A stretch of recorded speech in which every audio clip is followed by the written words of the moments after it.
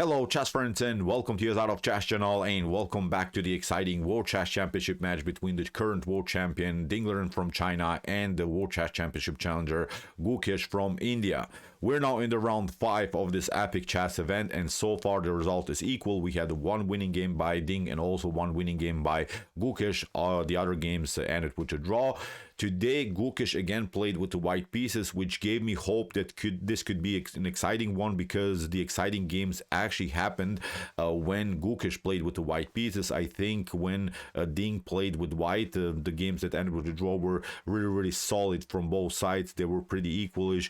I would not say boring, but they were really rock solid without any complications, without really any opportunities for any side. So that's why I hope that this could be maybe again explosion where Gukesh is playing with white, because in the first game we have seen an awesome game by Ding where he destroyed Gukesh with the French defense, and then Gukesh also played an awesome d4 opening, and then he trapped the piece by Ding. So I was really looking forward for this game because it could be really a spectacular one. So let's see now what happened with white. Gukesh opened with the move e4. We have e6 by Ding, and we are now again in the amazing French defense. I'm saying amazing because, as we said in the first round, it was really an explosion by Ding. Now Gukesh of course goes with the move d4, and now at move d5 we have now already a surprise in the early stage of the opening. Here Gukesh goes into the exchange variation with e takes d5, and after e takes d5 the position is already equal. The position is already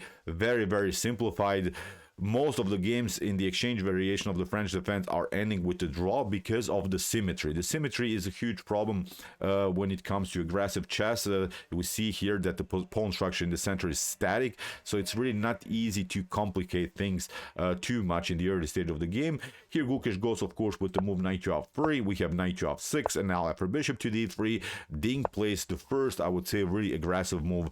He plays now the move c5, and the good part about this move is that this game could maybe go into an asymmetrical pawn structure in the center of the board if of course white takes out now with d takes c5. Then after bishop to c5, okay, black is maybe left with a tiny little disadvantage with an isolated d pawn, but black continues with the great activity with the dark square bishop, has also powerful light square bishop. So this could be maybe a more aggressive approach to the game. But here after move c4, c5 that Ding played, here c3 by Gukesh, he fixes now further the pawn structure in the center of the board, and now Ding continues with c4, and after bishop to c2 we're reaching now this position in which again the pawn structure is again static. Again nothing really can happen, nothing can really explode, nothing can be really dynamic in a position.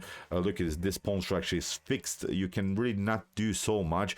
What we're trying to do maybe in these types of positions is sort of a positional trade of pieces where we evaluate which piece is maybe slightly better than our other pieces, and we're trying basically to give up maybe a bad piece of ours for a good piece against our opponent. But again, without any complications, I would say in many of these lines this is really already a two drawish position now for both sides. Bishop to d6, queen to e2, and now after queen to e7 the game becomes more simplified after the trades of queens, because after queen to e7 Ding can afford himself even to play this novelty with king takes e7. In chess history bishop to e7 has been played so far, but king to e7 is also perfectly fine because we're not so far from a fully endgame stage, because if more pieces are traded off and the game reaches really the fully endgame stage, then the king is of course supposed to play in an endgame. So that's why keeping the king in the center is not such a big deal here for black, because the king cannot really be attacked by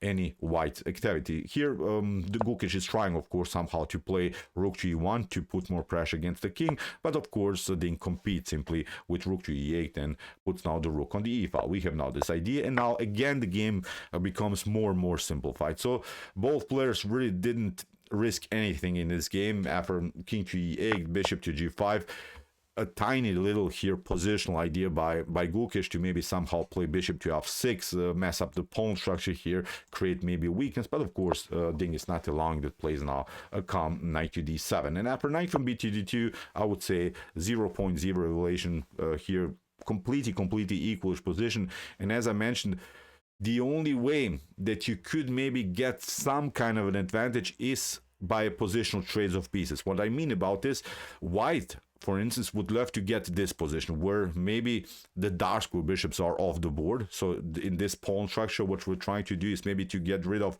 the dark square bishops from white's perspective. So you would love to get this position where black is kept with this light square pawns, and then you can maybe in a potential endgame attack it somehow, not immediately, but in a maybe later situation. This could be a tiny little position problem here. When it comes to also computer relations in this types of position, white is slightly better. Black, on the other hand, is trying to get this position where the light square bishops are off the board, and then maybe in a potential endgame, black could maybe attack the dark square pawns all over the board. And in this also evaluation, actually black should be slightly better. So when we watch now this position, this is a positional idea. So white is trying to trade off the dark square bishop, black is trying to trade off the light square bishop, but it's not going to happen here. H6 immediately by Ding, giving up the bishop for a knight is also working in any of these lines.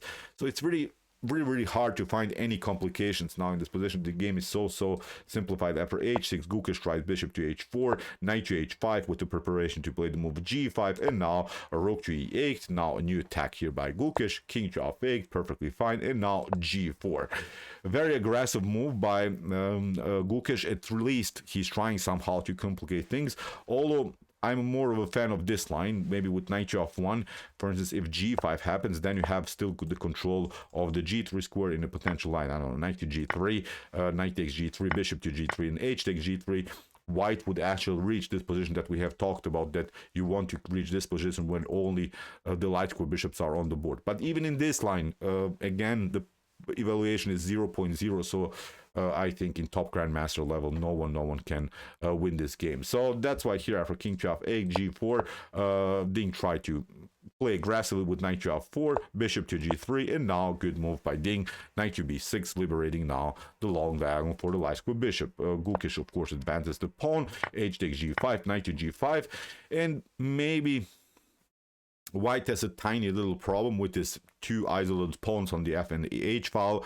But again, nothing is really so dangerous for both sides. After knight to g5, again, the position is about equal. Bishop to d7, knight to f3, Gukesh goes for the e5 square, rook to e8, knight to e5, and now, after bishop to e5, Gukesh makes now the first mistake in the game. So here, Gukesh plays d takes e5. And the issue about this move is that you should actually even further simplify things from white's perspective to reach really the fully endgame stage. A better choice is to play here rook takes e5. I'm going to show you why, because after rook to e5, d takes e5, and a potential bishop to a4, maybe you're trying to play the move knight to d3. That's now a very important line, this hop of the knight on d3. Then we can take bishop takes d3, and after c takes d3 and b3, you're controlling the potential activity of the knight on c4. When the rooks are on the board, this line is not working, because then the rooks could still come into the game and attack this c3 weakness, and that's exactly what happened now in this game. After bishop to e5, d takes e5, look at this, Ding goes now with knight to d3, Gukesh has to take bishop to d3, c takes d3, and you see now the move b3 that is preventing a potential good move by the knight on c4 is not working because of rook to c8. I'm not saying again that this is winning or something for black, but it would be at least some kind of a pressure against a simple weakness here in white's camp. So that's why after c takes d3, Gukesh tried f3, and now comes another, I would say, critical moment here. Ding goes immediately with knight to c4, which in my opinion he should not have played. It's not again something that brings maybe white into the game, but after knight to c4, we're reaching now this opposite colored bishops endgame where it's very hard to make any progress. Usually opposite colored bishops endgames end with a draw. Maybe here a better way is to complicate things, at least for a little bit, with rook to e6. Nothing again dramatic is going on. I'm not saying again that white is losing maybe this game, but at least you have to keep the pieces on the board. Don't trade off anything if you want to maybe somehow win this game with the black pieces, because here actually black should be slightly better because of this very unpleasant and dangerous pawn already on the third rank. But the Ding played knight to c4. Gukesh says, okay, no problem, I'll take. We have d takes c4, and as we mentioned, we're reaching now the fully endgame stage with this opposite colored bishop situation, which should probably be a draw. We have now rook to e4, and now bishop to c6. And here again, maybe a slightly better way to proceed here is to play bishop to e6. Again, trying to keep more pieces on the board. Black can only somehow try something if he complicates things again. But after bishop to c6 that Ding played here, Gukesh says, okay, we'll play rook to d4. Gukesh allowed here Ding to pick up the pawn, but now he activated the king. The bishop dropped back, and now after rook to c4, we have now completely again drawish endgame. So now it's really not working for any sides here. Rook to d8, rook to d4, rook takes, c takes d4, bishop to d5, and now b3. We have now king to e7. You can also try here bishop to e4, because after something like, I don't know, here king to e3, you can play bishop to g6, or you can even push the pawn here, pardon me, after bishop to g6 you can maybe try bishop to f4. It's perfectly fine. Also after d5, also moves like, I don't know, bishop to e4 are working. So you take, then of course well, black pushes the pawn further. So in any of these lines, again, it's a completely drawish position. After b3, king to e7, king to e3, king to e6. Now after a couple more moves, okay, Gukesh won a pawn, but in opposite color bishops endgame, this is not winning. Here the pawns are immobile by white. Black has created this blockade with the king and the bishop, so it's again completely draw. King to c3, a6. So you see Ding keeps now all of his pawns on light course, where they cannot be of course attacked by the dashboard bishop. So king to d3, king to f5, and here we have it now again 3-time repetition, and the game 5 ended again with a draw. So somehow I would say they're just a really boring game. We expected more, especially when Gukesh, as we mentioned in the beginning, plays with white. The games are more spectacular, but today it was a solid and calm exchange variation of the French defense, which is really one of the most drawish openings that you can play. But okay, this is maybe part of their strategy.